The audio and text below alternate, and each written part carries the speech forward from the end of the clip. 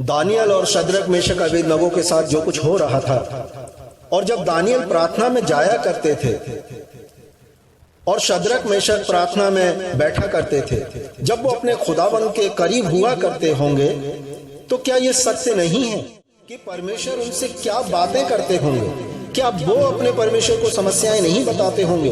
प्रभु राजा ने आज ये बोला है, आज हमें इस तरह का हुक्म सुनाया गया है, आज हमारे ऊपर ये इल्जाम लगाए गए हैं, आज हमारे साथ ये व्यवहार किया गया है।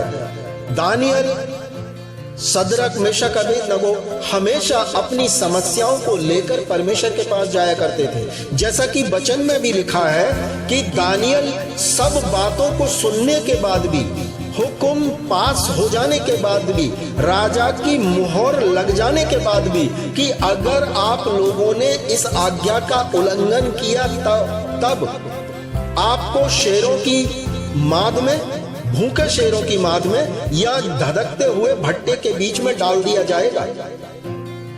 और मैं बड़े विश्वास के साथ कहता हूं कि जब ये परमेश्वर की संगति करते होंगे, तब परमेश्वर इनसे जो बातें करता होगा, जो इनको तसल्ली देता होगा, जो इनके हौसला अफजाई करता होगा, इनके मनोबल को बढ़ाता होगा। अगर मैं अपने शब्दों में कहूं तो कुछ इस तरह से कहूंगा, न तू डरना किसी से भी, मैं तेरे पास आता हूँ। न तू डरना किसी से भी, मैं तेरे पास आता हूँ। नहीं भूला हूँ मैं तुमको, अभी आकर बचाता हूँ। न तू डरना किसी से भी, मैं तेरे पास आता हूँ। और तब शद्रक, मेशक, अबेदनगो ने बड़े विश्वास के साथ, बड़े गर्व के साथ, दानियल 3:17 में लिखा है, तब शद्रक, मेशक ने जो राजा को उत्तर दिया, वहां लिखा है, हमारा परमेश्वर जिसकी हम उपासना करते हैं, वह हमको उस धधकते हुए भट्टे की आग से भी बचाने की शक्ति रखता है। वो शायद कुछ इस अंदाज में कह रहे होंगे, यकीन रखना तू है राजा, वो फिर हमको संभालेगा। यकीन रखना तू है राजा, वो फिर हमको संभालेगा।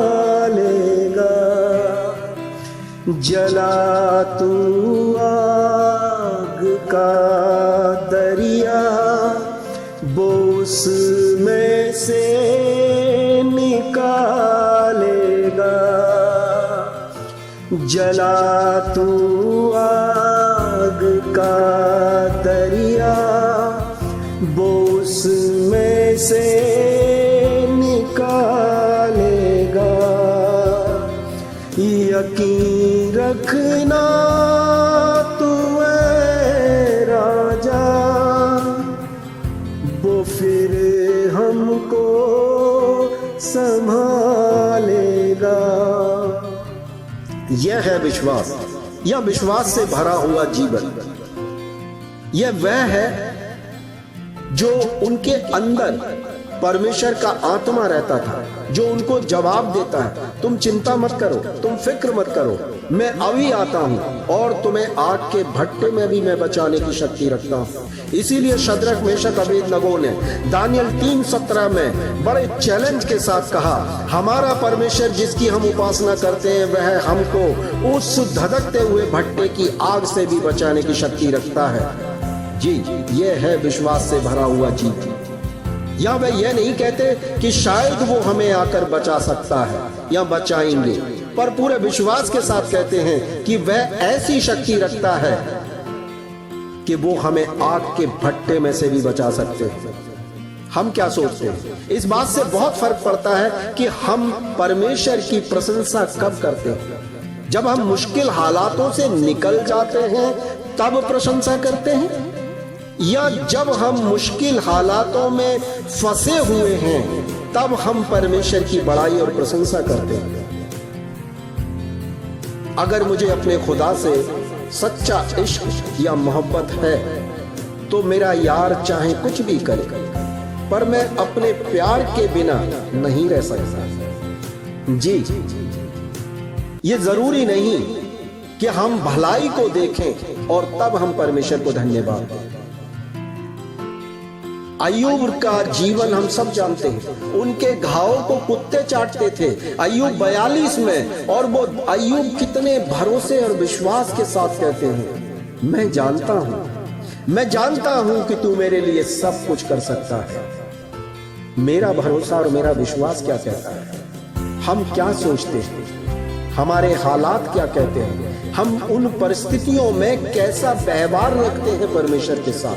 क्या दानियल की तरह हम 3 वक्त की प्रार्थना करते हैं ये सुनने के बाद कि अगर आपने राजा का हुक्म नहीं माना तो आपको भूखे शेरों की माद में फेंक दिया जाएगा, अगर आपने राजा का हुक्म नहीं माना तो धधकते हुए आग के भट्टे में डाल दिए जाओगे। लेकिन उसके बाद भी बिना कोई परवाह, बिना कोई चिंता किए हुए, और वो अपने परमेश्वर को आदर देते हैं। हालेलुया। एक जगह दानियल में शद्रक मेशक राजा को कहते हैं, हमें तुझे इस बारे में उत्तर देने का कोई प्रयोजन या कोई आवश्यकता नहीं।